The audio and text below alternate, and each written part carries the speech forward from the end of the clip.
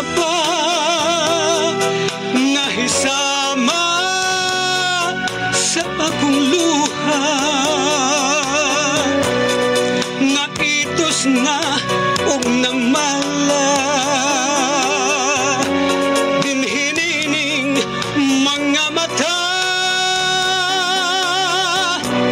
nagpabilin niyantong sapa kadtunguhaw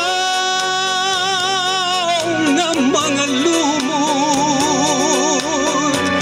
nga daw nawadan nagpaglaom, nga may tubig pang mukabot bisag yamo.